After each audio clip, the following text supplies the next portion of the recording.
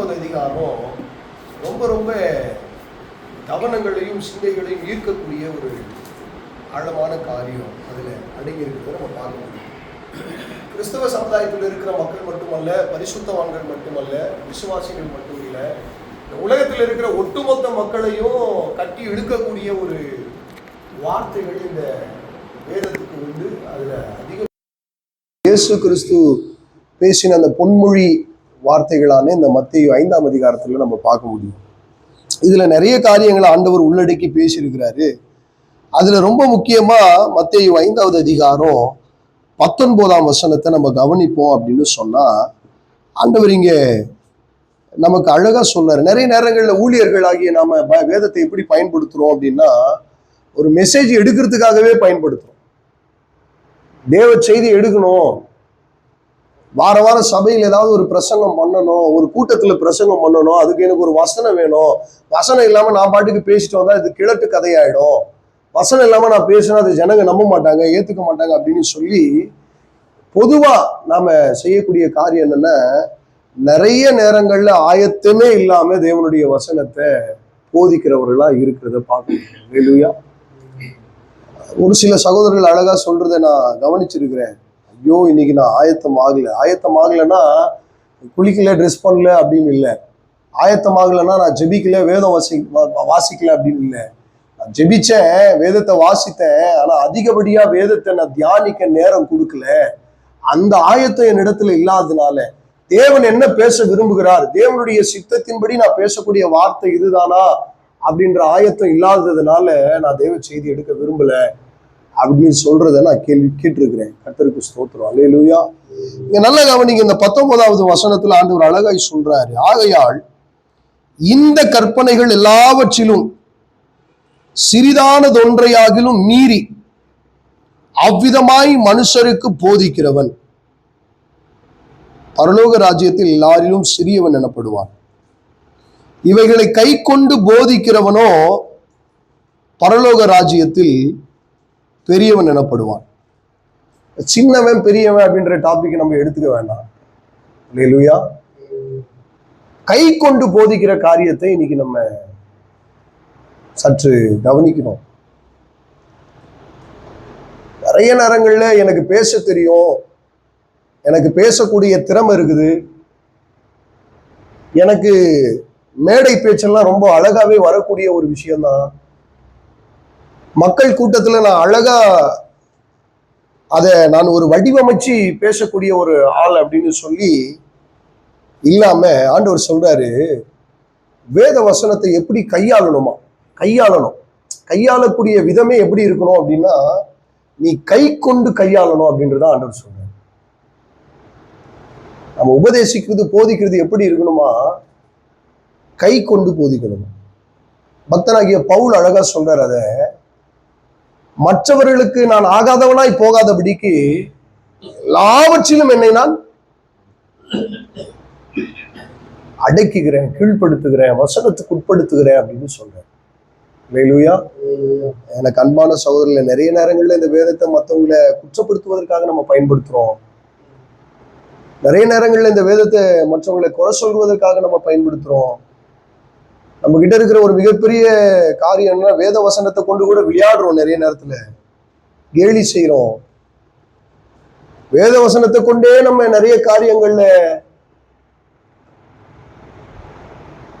அதை கையாளுகிற முறை எப்படி இருக்குது அப்படின்றத கொஞ்சம் சிந்திச்சு பார்க்கணும். ஆண்டவர் அழகா சொல்லியிருக்கிற இந்த வார்த்தை ரொம்ப எல்லாருக்கும் ஈர்ப்புடைய, எல்லாரையும் திருப்பக்கூடிய, எல்லாரையும் தேவனுடைய சித்தத்தை புரிந்து கொள்ளத்தக்கதான ஒரு காரியத்துல நம்ம தள்ளக்கூடிய ஒரு வார்த்தையா இருக்குது.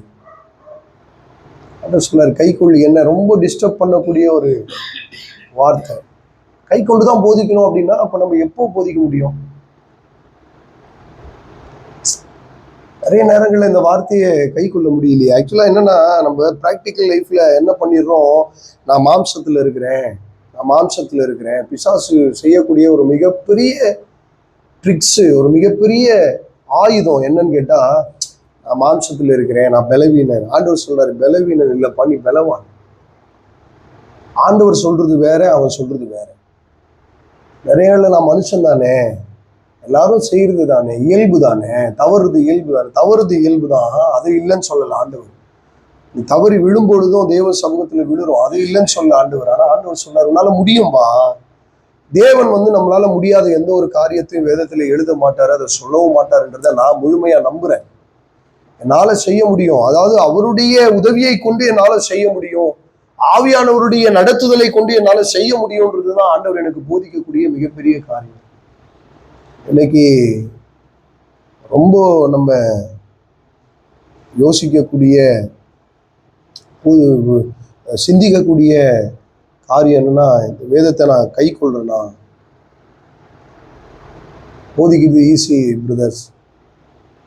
என்னை போதிக்க சொல்லிட்டீங்க, நான் இப்போ ஒரு 10 நிமிஷம் ஒரு 15 நிமிஷம் என்ன சொல்லிட்டீங்களேன்ற கட்டாயத்துக்கு கூட நான் போதிச்சுட்டு விட்டுடலாம். நான் அந்த போதனை எப்படிப்பட்டதா இருக்கணும் அப்படின்றத ஆண்டவர் விரும்புறாரு அப்படின்னா, கை கொண்டு போதிக்கணும். ஏதோ நான் ஒரு ப்ரெசன்டேஷனை ஃப்ரண்ட்ல கொண்டு வந்து நான் கொடுக்குறேன், எனக்கு வேதத்தினுடைய சம்பவங்கள்லாம் தெரியும், அதெல்லாம் நான் அழகா கோர்வையா வச்சு ஒரு மெசேஜ் எடுத்துருவேன், தேவ செய்தினா என்ன அப்படின்றது இன்னும் நம்ம நிறைய நேரங்கள்ல புரிந்து கொள்ளாம தான் இருக்கிறோன்றத நான் என்னுடைய புரிதலை சொல்றேன், உங்களை சொல்லல, என்னுடைய புரிதலை சொல்றேன்.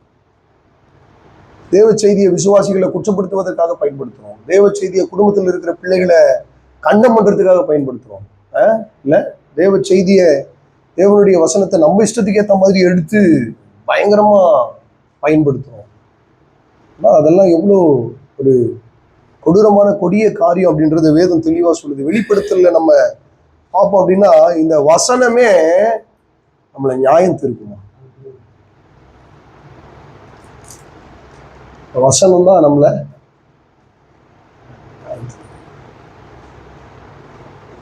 வசனத்துல எப்படிப்பட்ட கவனம் இருக்கணும் சொல்றாரு. என் வசனத்துக்கு நடுங்குகிறவனையே, வசனம் இந்த வார்த்தை ஏன்னா ஜீவன் உள்ளது நம்ம போதிக்கிறோம்.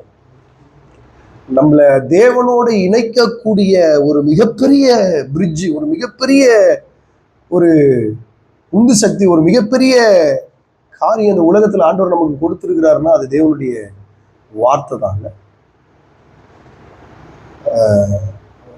2 காரியம் நம்ம வாழ்க்கையில ரொம்ப முக்கியமா நம்ம மையப்படுத்தி சொல்றோம், பேசுறோம், ஓடுறோம்.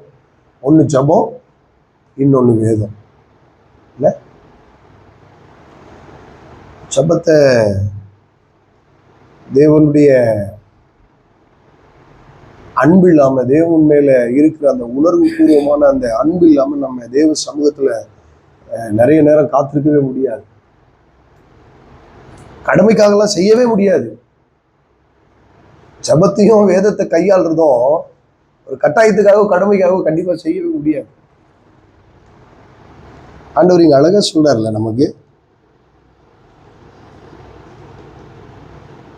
இந்த கற்பனைகள் எல்லாவற்றிலும் சிறிதான ஒன்றையாகிலும் மீறி, நம்ம என்ன நினைச்சுக்கிறோம், இந்த வசனத்தை நான் கை கொண்டு நடந்துட்டேன் அதனால இதை மட்டும் போதிக்கிறேன், அன்பு எனக்கு இருக்குது அதனால அன்பை பத்தி பேசிடுறேன், கோபம் எனக்கு வராது அதனால கோபத்தை பத்தி பேசிடுறேன், நான் சமாதானமா இருப்பேன் அதனால சமாதானத்தை பத்தி பேசிடுறேன், நான் அதை கை கொள்றேன்ல அதனால அதை நான் பேசிடுறேன் சொல்றாரு. சிறிதானதொன்றையாகிலும் மீறி உபதேசிக்கிறவன் எல்லாவற்றையும் கை கொண்டு, எல்லாவற்றையும் எப்படி கை கொள்ள முடியும்? அப்போ நான் பிரசங்கிக்கவே முடியாதா? அப்ப நான் உபதேசம் பண்ணவே முடியாதா அப்படின்னா இல்லை. ஆண்டவர் சொல்றாரு, நிச்சயமா நம்மளால முடியும். தேவனுடைய ஒத்தாசையோட, தேவனுடைய பலத்தோட நிச்சயமா நம்மளால வேத வசனத்தை கை கொள்ள முடியும். ரொம்ப கேர்ஃபுல்லா இருக்கணும் பிரதர். நம்ம எல்லாருமே ஊழியம் செய்யறோம், மினிஸ்ட்ரி பண்றோம், நம்ம எல்லாருமே ஓடுறோம், நம்ம எல்லாருமே ஓடிறோம், ரைட், எல்லாமே கரெக்ட். நிறைய நேரங்கள்ல அதனாலதான் ஆண்டவர் அழகா சொல்றாரு, எப்பா உங்க நாமத்தை நிமித்தம் பிசாசுகளை துரத்தணும், வியாதிகளை சுகமாக்கணும். நான் நிறைய நேரத்துல அந்த வசனத்தை படிக்கும் போது ஆச்சரியமா இருக்கும்.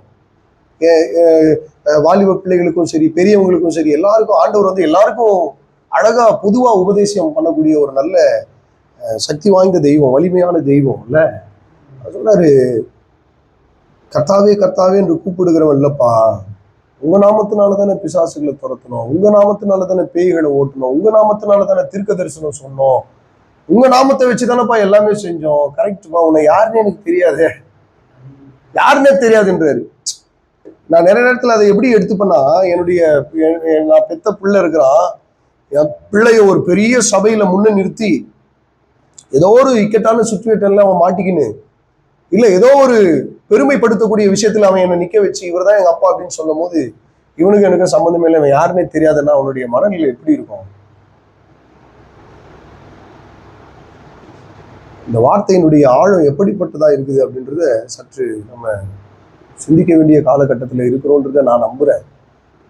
அது சொல்றாரு அழகா, நான் யாருன்னு எனக்கு தெரியாதுப்பா, ஐ டோன்ட் நோ, நான் யாருன்னு தெரியாது. இப்போ அப்ப நான் அத்தனை வருஷம் அவ்வளவு எஃபெக்ட் போட்டது, அவ்வளவு தூரம் டிராவல் பண்ணி பண்ணி ஊழியம் செஞ்சது, அவ்வளவு காரியங்கள், அவ்வளவு மிராக்கல்ஸ் எல்லாம் நடந்துச்சு. என்னால மிராக்கல் பண்ண முடியாதுன்னு எனக்கு நல்லா தெரியும். உங்க கிருபையினால தானே நான் செஞ்சேன், உங்க தயவுனால தானே செஞ்சேன். இப்ப அவனுக்கு யாருன்னு தெரியாதுப்பா. இங்க அதான் அழகா சொல்றாரு ஆழமா, சிறிதான தொன்றை ஆகிலும் மீறி உபதேசிக்காதப்பா. இன்னைக்கு சபைகள்ல, ஊழியங்கள்ல, ஐக்கியத்துல நம்முடைய உபதேசங்கள் எப்படி இருக்குது? சொல்ல வேத பாரகர், பரிசேயர், இவங்களை ஏன் இங்க கொண்டு வர்றாரு? 20வது வசனத்துல இவங்களை ஏன் அங்க கொண்டு வர்றாருன்னா, இவங்கெல்லாம் அந்த தோராவை முழுமையா கையாளுறவங்க. தோரா அந்த 5 புஸ்தகங்களை முழுமையா கையாளுறவங்க. நான் படிக்கும் பொழுது நான் கற்றுக்கொண்ட ஒரு காரியம் என்னன்னா, யூத கோத்திரத்தில் இருக்கிற பிள்ளைங்களை கூப்பிட்டு கேட்டா 16 தலைமுறையை தலைகீழ சொல்லுவாங்களாம். 16 ஜெனரேஷன்ஸை தலைகீழ சொல்லுவாங்களாம். எனக்கு பாட்டன், பூட்டன், முப்பாட்டன் இவங்களை தவிர, அந்த 3 தலைமுறையை தவிர எனக்கு தெரியாது. பொதுவா நம்ம எல்லாருக்குமே அப்படிதான். அப்பா, தாத்தா, தாத்தாவுடைய அப்பா, அது மிஞ்சி போனா அவருடைய அப்பா, ஒரு 4 தலைமுறை தெரிஞ்சு வச்சிருக்கோம். அதுக்கு மேல ரொம்ப கஷ்டம். ஆனா 16 தலைமுறை, இந்த 16 தலைமுறை எங்க வரும் அப்படின்னு கேட்டா, மத்தேயு 1ஆம் அதிகாரத்துல பாத்தீங்கன்னா, ஆபிரகாம் முதல் இவங்க வர 16 தலைமுறைன்னு வரும். 14 இந்த 14ன்னு வரும். அது போல இவங்க அந்த கோத்திரத்தினுடைய எல்லா காரியங்களும் கற்று தேர்ந்தவங்களா இருப்பாங்களா. சின்ன பிள்ளைங்களை கூப்பிட்டு கேட்டா கூட அவ்வளவு இதுவா சொல்லுவாங்க. அப்ப இந்த வேத பாரகர், பரிசேயரை எதனோட ஒப்பிட்டு சொல்றாருன்னா, எப்பா இவங்க எல்லாம் பர்ஃபெக்டா கை கொள்றவங்கப்பா. அந்த கிறிஸ்து கிட்ட அந்த முறையிட்ட வாலிபன் கூட அந்த கோத்திரத்தில் இருக்கக்கூடிய ஒருவன் அப்படின்னு சொல்லிதான் நிறைய வேத ஆராய்ச்சியாளர்கள் சொல்றாங்க. அப்பதான் ஆண்டவர் சொல்றாரு, ஆகிலும் உன் இடத்துல ஒரு குறை இருக்குதுப்பா. அப்ப என்னன்னா, டியர் பிரதர்ஸ், என் அன்பு சகோதரர்களே, ஆண்டவர் இன்னைக்கு நமக்கு அழகா இந்த கூடுகையில, இந்த ஆராதனையில சொல்லக்கூடிய ஒரு காரியம் என்னன்னா, வசனத்தை கை கொள்ள ஆரம்பிப்போம். இன்னைக்கு வசனத்தை கை கொள்ளாததுனாலதான் கிறிஸ்துவ காண்பிக்க முடியலன்றத நான் ஆணித்தரமா சொல்லுவேன். அதுதான் நிதர்சனமான உண்மையா கூட இருக்குன்றத நான் நம்புறேன். என்னுடைய கருத்தை நான் முன்வைக்கிறேன். ஏன்னா வசனம் அதுதான் சொல்லுது, ஒருவன் என்னிலும் அவனிலும் நிலைத்திருந்தால் மிகுந்த கனிகளை கொடுப்பான். கிறிஸ்தவ ஜீவியமே எதுனா கனி கொடுக்கிறது தான், ஃப்ரூட்ஸ் தான். இந்த கனி கொடுக்கிறது எதுல இருந்து ஆரம்பிக்குது அப்படின்னா, வசனத்துல இருந்து ஆரம்பிக்கும். இன்னைக்கு நான் கனி கொடுக்கிறவனா இருக்கிறேன்னா, நிறைய நேரத்துல நான் சொல்லுவேன், ஆண்டவருக்காக வைராக்கியமா நிக்கிறவங்க நிறைய பேர் இருக்கலாம், ஆனா ஆண்டவருடைய சித்தத்தின்படி நிக்கிறவங்கள தான் ஆண்டவர் தேடுறாங்க. ஆண்டவருக்காக ஓடுறவங்க நிறைய பேர் இருக்கலாம், ஆண்டவரோட ஓடுறவங்கள தான் ஆண்டவர் எதிர்பார்க்கிறார். நான் தேவனுக்காக எதை வேணாலும் செஞ்சிருவேன் அப்படின்றத விட, என் தேவனோடு எல்லாவற்றையும் செய்வேன்றவங்க தான் ஆண்டவர். நம்ம வேதத்துல பார்க்கக்கூடிய பரிசுத்தவான்கள், நம்முடைய முற்பிதாக்கள் எல்லாருமே தேவனை மட்டுமே சார்ந்து வாழ்ந்தவர்களா மட்டும்தான் இருந்தாங்களே தவிர வேற எதையும் சார்ந்துவாங்க. அப்ப ஆண்டவர் இன்னைக்கு சொல்றாரு, நமக்கு ரொம்ப அழகா சொல்றாரு, கை கொண்டு போதிக்கிற இந்த காரியத்தை ரொம்ப அழகா வலியுறுத்தி 5ஆம் அதிகாரத்தினுடைய துவக்கத்துல பாத்தீங்கன்னா, இருதயத்துல சுத்தம் உள்ளவன், சாந்த குணம் உள்ளவன், எல்லாத்த பத்தியும் பேசிட்டு வர்றாரு. கடைசியில முடிக்கும் போது பார்த்தா நமக்காக அழகா சொல்றாரு, அப்பா என் கூடவே சுத்துறீங்களா ஒரு டீம், என்ன பண்ணுங்க, வசனத்தை கை கொள்ளுங்க. நிறைய நேரத்துல அதை நீங்க என்ன பண்ணிடுறீங்க,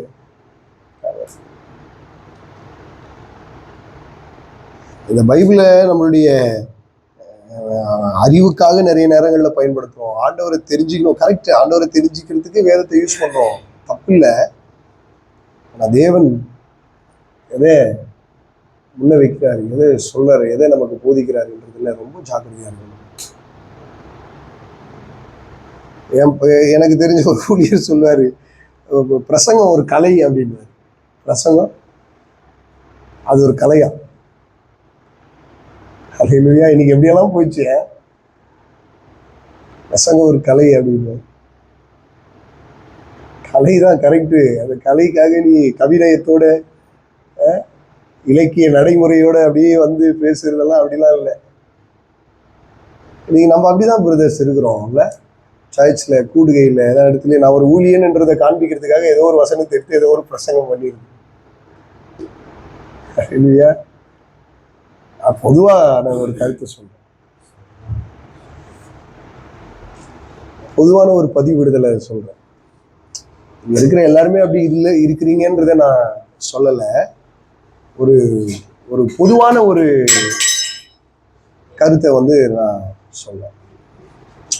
அப்போ கை கொண்டு போதிக்கிறத பத்தி வேற எங்கேயாகிலும் ஆண்டவர் நமக்கு சொல்லி இருக்கிறாரா அப்படின்னா நிறைய இடங்கள்ல சொல்லியிருக்கிறார், இல்ல நிறைய இடங்கள்ல சொல்லியிருக்கிறார். மோசையின் காலகட்டங்கள்ல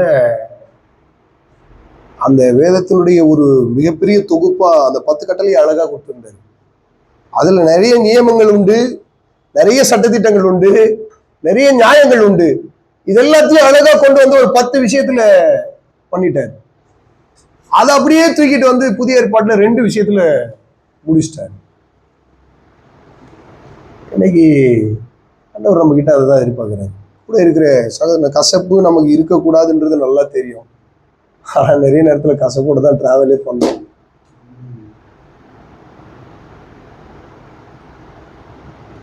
மன்னிக்கணும்ன்றது நமக்கு நல்லா தெரியும், மன்னிக்கிறோம், ஆனா மறக்காம அப்படியே வச்சுன்னு இருக்கிறோம்.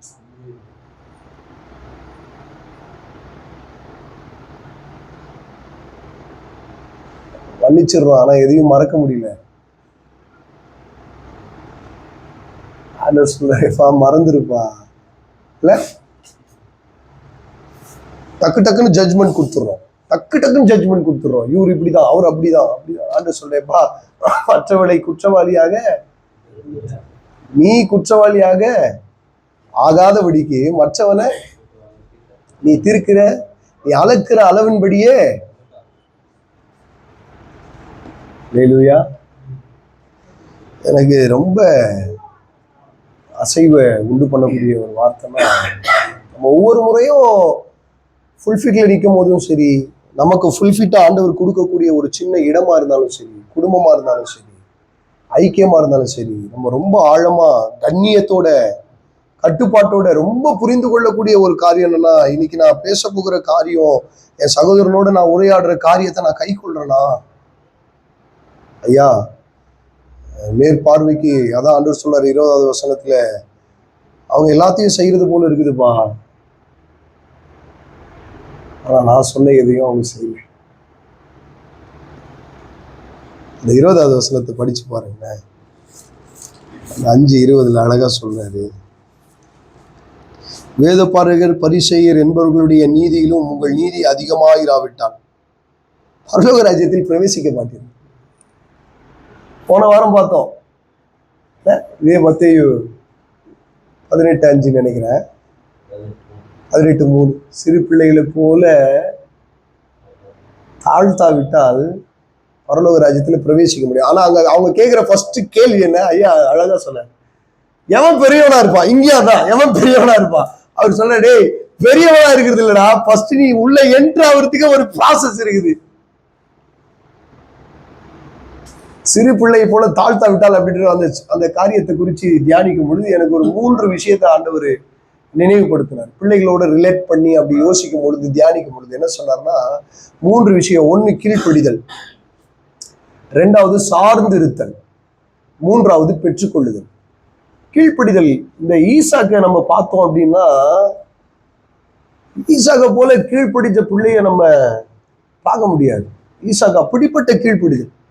அதிகாலமே இருட்டோட எழுந்து கூட்டு போனாராம். எங்க போறோம், எதுக்கு போறோம்? இப்ப இருக்கிற பசங்க 1000 கேள்வி கேக்குது. ஈசாக்கு எதுவுமே கேட்ட மாதிரி வேதத்துல ப்ரொஜெக்ட் ஆகவே இல்லை. அல்லேலூயா. கீழ்ப்படுகிறார். இந்த பிள்ளைகளை போல தாழ்த்தா விட்டான்னா கீழ்ப்படுகிறார். 2வது சார்ந்திருத்த. இந்த பிள்ளைகளுடைய வேலை என்னன்னா, அந்த பிள்ளைகளுக்கு தாய் தகப்பனுடைய அந்த இதுவை தவிர வேற எதுவுமே தெரியாது. நாமளும் அப்படிதான் இருக்கணும். தேவனை தவிர வேற எதையுமே சார்ந்து அந்த சார்ந்திருத்தல் கூடிய அந்த அந்த வாழ்க்கை தான் பயங்கரமான ஒரு வாழ்க்கை. சீஷர்களுக்கு அதை தான் போதிக்கிறாரு. சீஷர்களுக்கு அதை தான் வாழ்ந்து காட்டுறாரு. நானும் பிதாவும் ஒன்றா இருப்பது போல நீங்க எப்பவும் ஒன்றா இருக்கணும். அந்த சார்ந்திருத்தல், அதை சார்ந்து பிள்ளைகள் எப்பொழுதும் பேரண்ட்டை சார்ந்துதான் இருக்கு. எதுக்கு வேணாலும் பேரண்ட்டை தான் சார்ந்திருக்கும். எல்லா காரியத்துக்கும் பேரண்ட்டை தவிர வேற எதுவுமே தெரியாது. சிறு பிள்ளை போல தாழ்த்தாவிட்ட பெற்றுக்கொள்ளுதல். அவங்க பிள்ளைங்களுக்கு ஒரு விஷயம் வேணும்னா அழுது புரண்டு சாப்பிடாம இருந்து எப்படியாச்சும் வாங்கிக்கும். இல்ல, எப்படியாச்சும் வாங்கிக்கும்.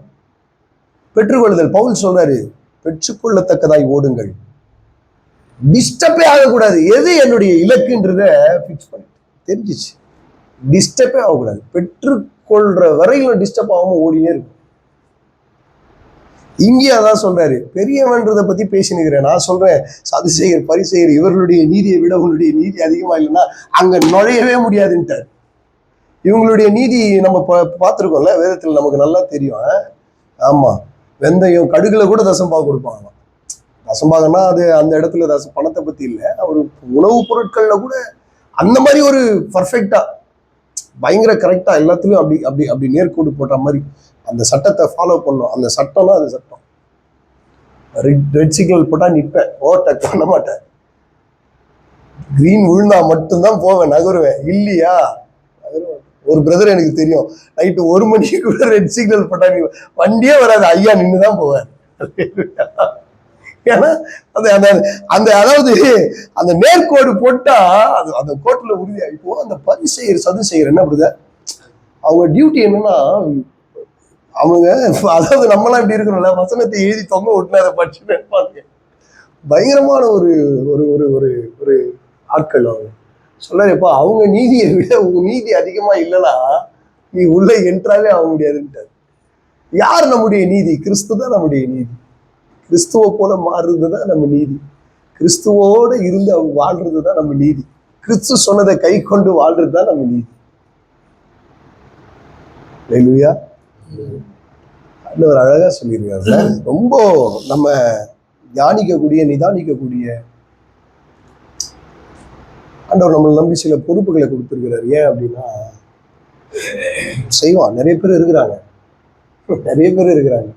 நம்ம யோசித்து பாருங்க, சரியான படிப்பு இருக்காது, சரியான தாளந்து இருக்காது, ஃபினான்சியலாக ஒரு பயங்கர வெல் செட்டில்டா அப்படின்னு கேட்டால் அதுவும் இருக்காது. ஆனால் ஏன் சூஸ் பண்ணணும்? பணத்தில் அதிகமாக இருக்கிறவங்க இருக்கிறான், படிப்பில் அதிகமாக இருக்கிறவங்க இருக்கிறான், அழகுல அதிகமாக இருக்கிறவங்க இருக்கிறான். ஏன்னா நம்புறாரு. ஏன் நம்புறாரு? என்னை சார்ந்து இவன் வாழ்வான், எதை மேலேயும் கவனம் செலுத்த மாட்டான், என் வார்த்தையை கை கொள்வான்ற அந்த நம்பிக்கை தான். எனக்கு அன்பான சகோதரர்கள, நான் ரொம்ப தாழ்மையோட பதிவு பண்ணக்கூடிய, கண்ணியத்தோட முன்வைக்கக்கூடிய ஒரு காரியம் என்னன்னா, ஆண்டவர் எனக்கு உங்களுக்கு எல்லாருக்கும் சொல்லக்கூடிய ஒரு அழகான பொதுவான ஒரு அறைகூவல், ஒரு வார்த்தை என்ன அப்படின்னா, என் வார்த்தைகளை கை கொண்டு உபதேசிங்க. நான் நினைக்கிறேன், இதுக்கப்புறம் நீங்க சபையிலேயோ ஊழியத்திலேயோ ஐக்கியத்திலேயோ நீங்க உபதேசிக்கிறீங்கன்னா நிச்சயமா கை கொண்டுதான் உபதேசிப்பீங்கன்றதை நான் விசுவாசிக்கிறேன். அல்லேலூயா. நிச்சயமா கை கொண்டு உபதேசிப்பீங்கன்றதை நான் விசுவாசிக்கிறேன். நீங்க பாருங்க, ஒவ்வொரு வார்த்தையும் நம்ம அப்படி கை கொண்டு கை கொண்டு கை கொண்டு வாழ வச்சா பூரண புருஷர்களா,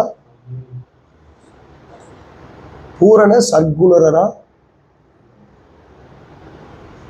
என் பிதா பூரண சற்குணரா இருக்கிறது போல நீங்களும் பிதா பூரண சர்க்குணர். பூரண சர்க்குணர்னா A to Z எல்லாமே அடங்கிடுச்சு. அது போல நீங்களும் இருக்கணும்னு விரும்புறாருன்னா நம்ம செய்ய மாட்டோம் அப்படின்னு அவருக்கு தெரியும், செய்வோம்னு தெரியும். எதை கொண்டு அப்போ அவர் அந்த முடிவுக்குள்ள வராரு அப்படின்னு யோசித்தோம்னா, நிச்சயமா அதை நம்ம செய்வோம், செய்யறதுக்கான பலன் அவர் நமக்கு தருவார், நம்மோடு கூட இருந்து அவர் நம்மை நடத்துவார்ன்றது அவருக்கு உறுதியா தெரியும். சாதாரண ஒரு மனுஷனாகிய அவர் என்னப்பா அவர் தெய்வம் வாழ்ந்து போயிட்டாரு அப்படின்னு நம்ம எல்லாம் சொல்லி சாக்கு போக்கு சொல்லி நைவிடுவோம்னு சொல்லிட்டு தான் பயங்கரமான ஒரு வேத மனுஷனை கொடுத்து வாழ்ந்து காமிச்சிட்டு நமக்காக வச்சிருக்கிறாரு பக்தன் பவுல. ஒரு சாதாரண உலகத்துல வாழக்கூடிய ஒரு மனுஷன் அவரால் கை கொள்ள முடியும், செய்ய முடியும் அப்படின்னா, தேவனை சார்ந்து தேவனுடைய வார்த்தையை முழுமையாய் நம்பி அவருடைய சித்தத்தை நான் செய்யணும்னு விரும்பக்கூடிய என்னை கொண்டு ஏன் ஆண்டவரால் செய்ய முடியாது? நிச்சயமா செய்ய முடியும்ல.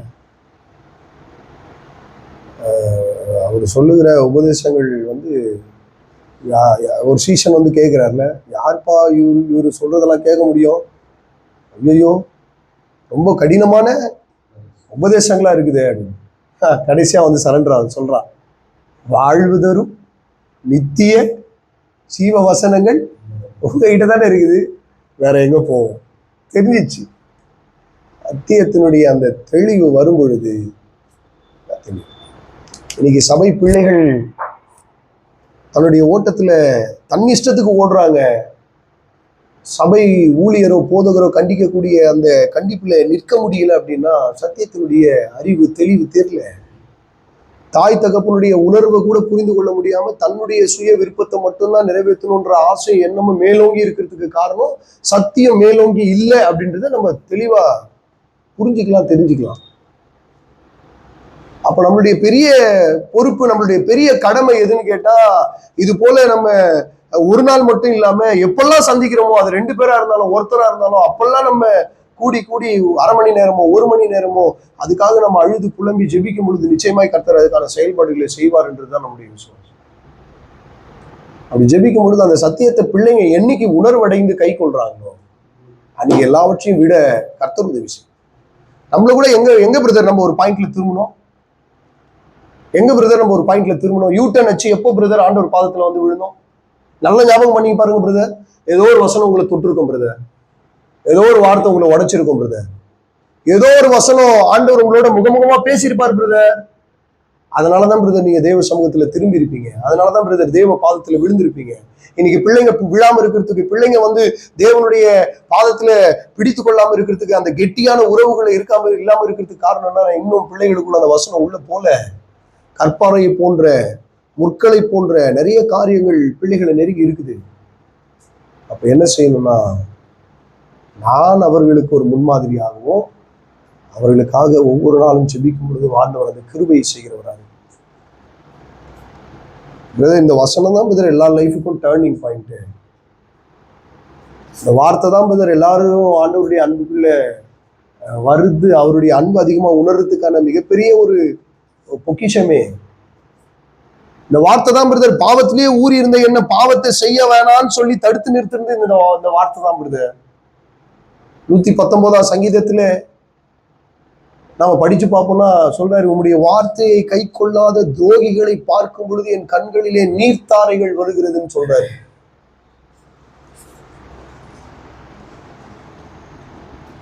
அவர் தன்னுடைய எல்லா மகிமையை பார்க்கலும் தன்னுடைய வார்த்தையை பிரஸ்தாபப்படுத்தி வைத்திருக்கிறாரு. ஈஸியா கையாளுறோம் பிரதர் இத, இவா அப்படியா இந்த வசனம் உபதேசம் அப்படின்னு சொல்லிடுறோம். அந்த வசனம் அந்த உபதேசத்துக்குள்ள நான் நிலைச்சிருக்கிறேனா? சொல்லிடுறேன், நான் நிலைச்சிருக்கிறேனா?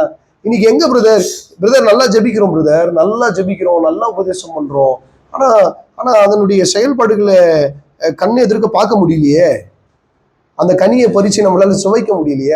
அப்போ எங்க பிரதர் ஏதோ ஒரு இடத்துல ஏதோ ஒரு ஒரு ஒரு மிஸ்டேக் இருக்குது இல்ல பிரதர், ஏதோ ஒரு டிராபேக் இருக்குது இல்ல.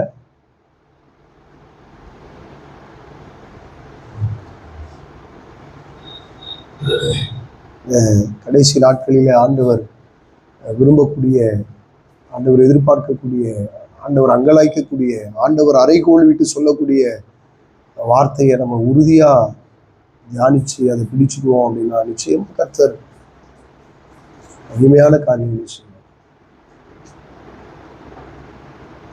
ஆண்டவர் சொன்ன நிறைய வார்த்தைகளை உங்களுக்கு என்ன தெரியும், மனுஷன் முகத்தை பார்ப்பான், தேவனும் இருதயத்தை பார்ப்பான். அவர் எந்த சூழ்நிலையில எதுக்கு அந்த வார்த்தையை சொன்னார்னு கூட தெரியாம உபயோகப்படுத்திடுறோம். நீ உன் இஷ்டத்துக்கு ஏதாவது ஒண்ணு பண்ணிட்டு வம்பு இழுத்துட்டு துக்கத்துல வந்து மாட்டிக்குவ. அப்ப அந்த வார்த்தையை சொல்றது, மனுஷனும் முகத்தை பார்ப்பான் தேவன். ஆண்டவர் எதுக்கு தெரியுமா அதை சொன்னாரு? அது சொன்னதுக்கான காரணமே வேற இல்லை பிரதர். அப்பா உன் முகத்தை பார்த்து நீ வேஷம் விடுறத மனுஷன் நம்பிடுவான்பா. அதுதான் மகச்சனும் முகத்தை பார்ப்பான். உன் வேஷத்தை பார்த்து அவன் உன் முகத்தை பார்த்து நம்பிடுவான். நான் நீ எந்த எண்ணத்தோட அந்த சகோதரனோட பழகுற, நீ எந்த எண்ணத்தோட டிராவல் பண்ற, நீ எந்த எண்ணத்தோட சபைக்குள்ள வர, நீ எப்படிப்பட்ட ஸ்நேகத்தோட இருக்கிறதெல்லாம் அதுக்கு சொல்றாரு. ஏப்பா மனுஷன் முகத்தை பார்ப்பான், வெள்ளை சட்டை போட்டு ஜம்முனுக்குறாரு மனுஷன் அப்படின்னு அதுக்கு சொல்றாரு. ஆனா உள்ள இருக்கிற அந்த வெள்ளை அடிக்கப்பட்ட கல்லறை அப்படின்றாருல தெரியும்பா சொல்றாரு.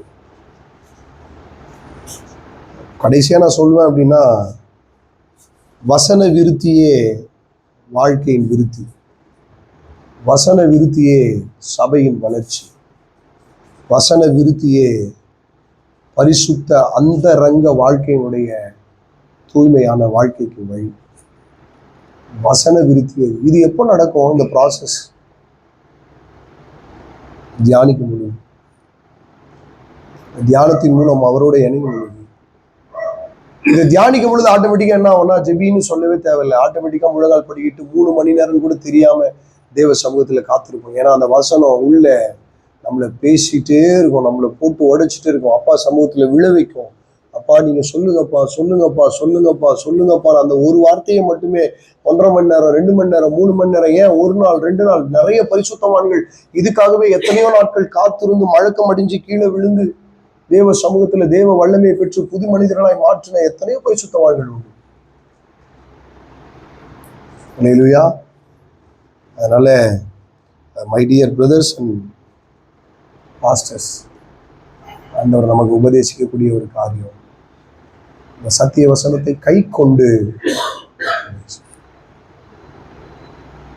இனி என்னுடைய ஆராதனையில, இனி என்னுடைய சபையில, இனி என்னுடைய கூடுகையில, இனி என்னுடைய சகோதர ஐக்கியத்துல ஒரு வசனத்தை நான் போதிக்கிறேன்னா, சில சகோதரருடைய அந்த அழகான அந்த நெருடல் ரொம்பவும் ஈர்ப்புடையதா இருக்கும். தேவனோடு இருக்கக்கூடிய அந்த காரியம் நம்ம எதையுமே, இயேசு கிறிஸ்து எந்த இடத்துலையும் தன்னை பயங்கரமான ஒரு இதுவா காமிச்சா மாதிரி வேதத்துல எந்த பிம்பமும் இருக்காது. இன்னைக்கு நம்ம என்ன பண்றோம்னா, நான் வேதத்துல தேர்ந்தவன் என்று காமிக்கிறத விரும்புறோமே தவிர அதை கை கொள்றத மறந்துடும்.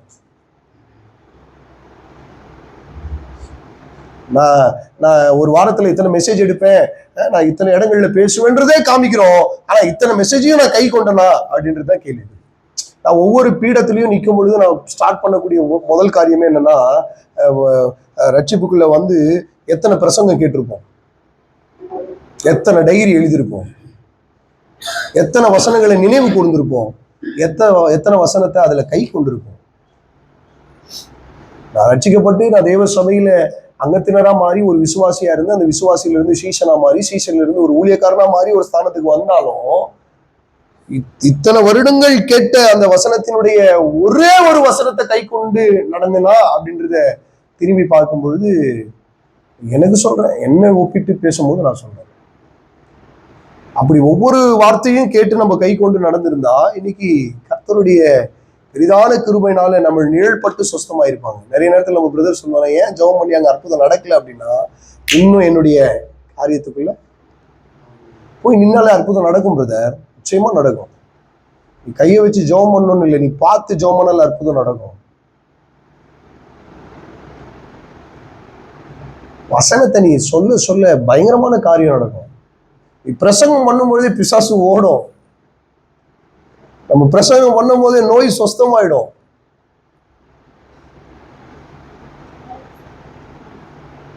பிரசங்கம் பண்ணும் போதே நடந்துரும் எல்லாம். இயேசு கிறிஸ்து பிரசங்கம் பண்ணும் போதே நடக்குது நிறைய இடத்துல. பிரசங்கத்தை கேட்டு இருக்கும் போதே அற்புதங்கள் நடக்குது. பிரசங்கம் பண்ணிட்டு இருக்கும் போது தான் கூரையை பிரிச்சியா இருக்கிறான்.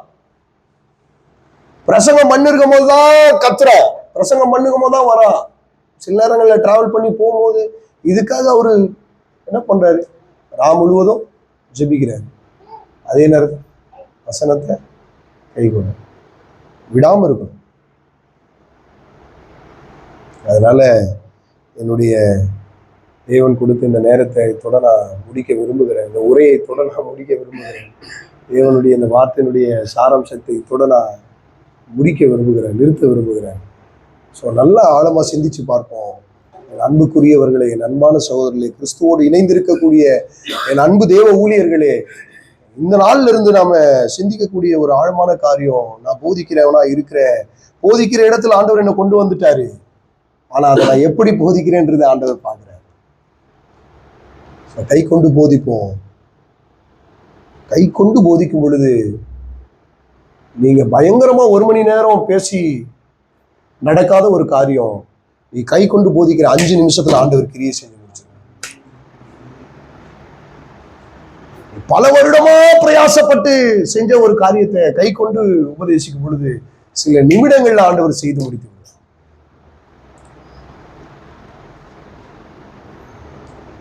வேத ரகசியம், அதுதான் தேவத கிருபை. அதனால நாம எல்லாரும் இன்னைக்கு ஜெபிக்க போகிறோம். அதோடு சேர்த்து இதுக்காகவும் நம்ம ஜெபிக்க போகிறோம். ஆண்டவரே, எனக்கு அந்த கிருபை கொடுங்கப்பா, நான் கை கொண்டு உபதேசிக்க எனக்கு கிருபை தாங்க. ஏதோ ஒரு பிரசங்கம்னா 3 பாயிண்ட் எடுக்கணும், 3 வசனத்தை எடுக்கணும், அதோட ஒப்பிடணும். அந்த ஒப்பிட்டு இன்னைக்கு அப்படிதான்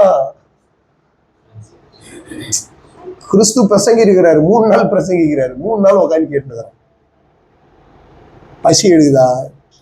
3 நாள் கழிச்சு பசி எடுக்குது. சீசன் வந்து எப்பா ஊர்ல போய் நாங்க எவ்வளவு ஃப்ரைட் ரைஸ் வாங்கி வர்றது? இவ்வளவு பேருக்கு இருக்கிற எல்லா கடையிலும் போய் வாங்கி வந்தா கூட பத்தாது. ஹேய், வார்த்தை இவ்வளவு வாஞ்சியா கேட்டு இருக்கிறாங்க, அவங்களை எப்படி நான் போய் அனுப்பிச்சிருவேன்? உட்காருவி தந்தி, உட்காருவி, என்ன இருக்குது, ஜெபம் பண்ணு, குடு. ஹல்லேலூயா. கை கொண்டு பொழுதிக்கும் போது எல்லா அற்புதமும் நடக்கும், எல்லா அதிசயமும் நடக்கும், எல்லாம் காரியத்தையும் ஆண்டவர் செய்வார். அது ஒண்ணுதான் செய்யறேன் கொள்றேன். அதான் சொல்லிட்டாரு, தேவனுடைய ராஜ்யம் பேச்சிலே அல்ல. பெலன் அப்படின்றதுக்கு இன்னொரு டிரான்ஸ்லேஷன் என்னன்னா செயல். எந்த செயல்? சனத்தின்படி செய்கிற செயல்.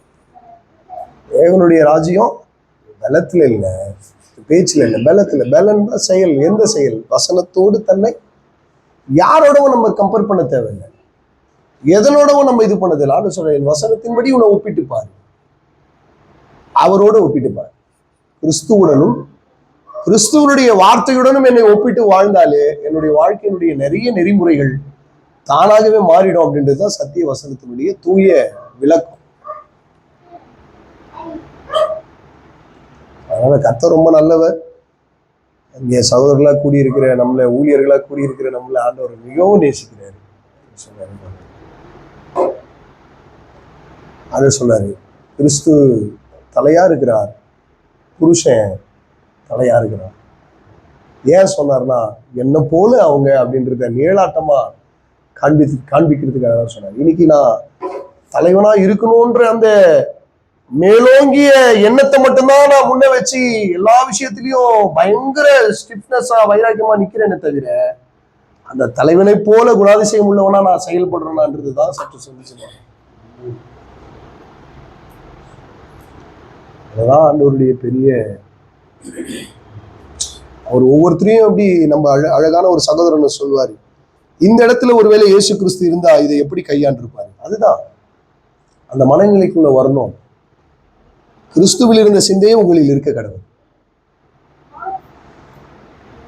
ஸோ இந்த வார்த்தையினுடைய சாராம்சம் என்னன்னா, வசனத்தை போதிக்கிறவர்களாய் மட்டுமல்லாமல், உபதேசிக்கிறவர்களாய் மட்டுமல்லாமல், அதை கை கொண்டு உபதேசிக்கிறவர்களாய் இருப்போமானால் நிச்சயமாய் கர்த்தர் நம்மை கொண்டு நம்முடைய குடும்பத்தை அசைப்பார், நம் பகுதியை அசைப்பார், நம் சபையை அசைப்பார், நம் பட்டணத்தை அசைப்பார், நம் தேசத்தை அசைப்பார்.